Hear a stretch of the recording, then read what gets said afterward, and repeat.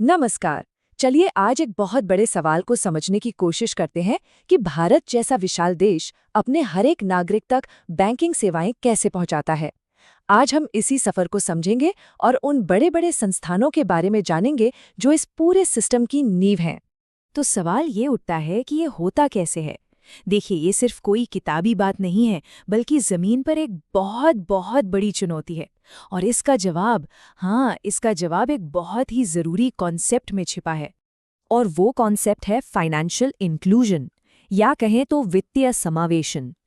तो भाई, ये है क्या भला, और हमारे देश के लिए ये इतना जरूरी क्यों है? अगर सीधे साधे शब्दों में समझे ना, तो फाइनेंशियल इंक्लूजन का मतलब बस इतना है कि जो बैंकिंग और दूसरी फाइनेंशियल सर्विसेज हैं वो महंगी ना हो, और ऐसा भी ना हो कि वो कुछ गिने चुने लोगों तक ही पहुंचे। इसका असली मकसद है कि ये सारी सेवाएं कम से कम कीमत पर समाज के उन लोगों तक पहुंचे जो सबसे ज्यादा जरूरतमंद हैं। और मजे की बात यह है कि यूनाइटेड नेशंस भी इसके 3 पिलर्स मतलब 3 मुख्य स्तंभ मानता है। पहला, कि हर किसी को सेविंग्स, लोन इन जैसी जरूरी सर्विसेज मिलें। दूसरा, जो संस्थाएं ये सेवाएं दे रही हैं वो सेफ हों, उन पर नियम कानून लागू हों। और तीसरा, मार्केट में एक हेल्थी कंपटीशन हो ताकि लोगों को चुनने का मौका मिले और दाम भी सही रहें। ठीक है, तो ये तो हो गई थ्योरी की बात, लेकिन भारत ने इतने बड़े लक्ष्य को असलियत में कैसे बदला? इसका जवाब मिलता है भारत के सबसे बड़े और सबसे जरूरी मिशंस में से एक में। तारीख थी 15 अगस्त 2014। इस दिन प्रधानमंत्री जन धन योजना, जिसे हम सब PMJDY के नाम से जानते हैं, लॉन्च हुई। और देखिए, ये सिर्फ एक और स्कीम नहीं थी, ये तो फाइनेंशियल इंक्लूजन को जमीन पर उतारने का एक देशव्यापी मिशन था। इस योजना का जो स्लोगन था वो बहुत पावरफुल था, मेरा खाता भाग्य विधाता। मतलब एकदम साफ था कि एक बैंक अकाउंट सिर्फ पैसा जमा करने के लिए नहीं है, बल्कि ये तो किसी की किस्मत बदलने का, उसे ताकत देने का एक जरिया है। अब इस स्कीम के तहत अकाउंट होल्डर्स को 3 बड़े फायदे मिले।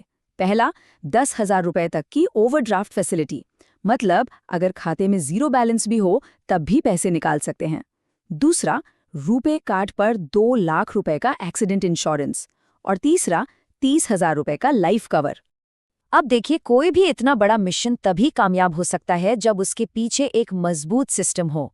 तो चलिए अब जरा उन फाइनेंशियल इंस्टीट्यूशंस पर नजर डालते हैं जो हमारी इकोनॉमी के रीढ़ की हड्डी हैं। तो ये फाइनेंशियल इंस्टीट्यूशंस होते क्या हैं? ये वो ऑर्गेनाइजेशंस हैं जो इकोनॉमी के अलग अलग सेक्टर्स तक पैसा पहुंचाते हैं। मान लीजिए छोटे उद्योगों को या फिर घर बनाने के लिए लोन चाहिए, तो ये संस्थाएं ही डेवलपमेंट के लिए ज़रूरी पैसा मुहैया कराती हैं। भारत की जो फाइनेंशियल बुनियाद है वो रातों रात नहीं बनी, दशकों लगे हैं। 1948 में IFCI की स्थापना से लेकर 1972 में GIC के बनने तक हर एक इंस्टीट्यूशन को इकोनॉमी के किसी खास हिस्से को मजबूत करने के मकसद से बनाया गया था। चलिए अब फाइनल लैप में आते हैं। अभी तक हमने जो भी समझा है उसका एक क्विक रीकैप कर लेते हैं ताकि सारे इंपॉर्टेंट पॉइंट्स दिमाग में एकदम बैठ जाएं। तो फटाफट से याद करते हैं, फाइनेंशियल इंक्लूजन क्या है?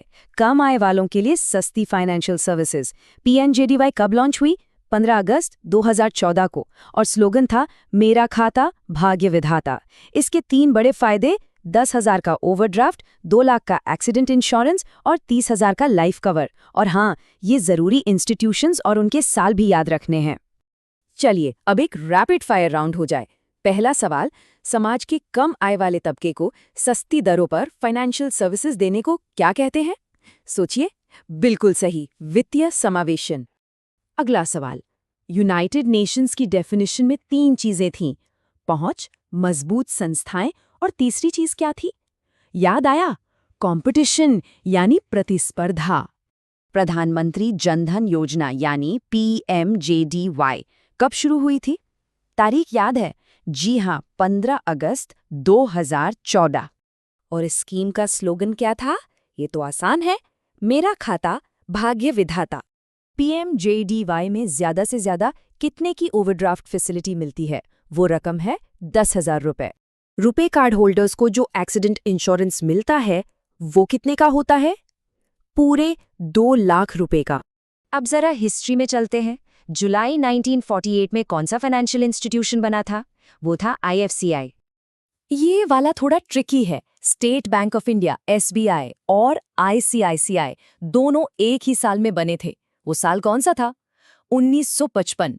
रिजर्व बैंक की डायरेक्ट निगरानी में आने वाले वो कौन से 4 इंस्टीट्यूशंस थे जिनका जिक्र हुआ? वो है IFCI, ICICI, IDBI और RRB। और आखिरी सवाल, IDBI का पूरा नाम क्या है? Industrial development bank of India. तो उम्मीद है कि इस पूरी चर्चा से भारत की फाइनेंशियल जर्नी को समझने में आपको मदद मिली होगी। ये एजुकेशनल पेशकश आपके लिए लॉजिक लैडर इंस्टीट्यूट के सहयोग से लाई गई थी। अगर आपको ये जानकारी काम की लगी तो लाइक ज़रूर करें और आगे भी ऐसी ही चर्चाओं के लिए सब्सक्राइब करना ना भूलें। आपके क्या विचार हैं हमें नीचे कमेंट्स में ज़रूर बताइएगा। हमारे साथ जुड़ने के लिए बहुत बहुत शुक्रिया।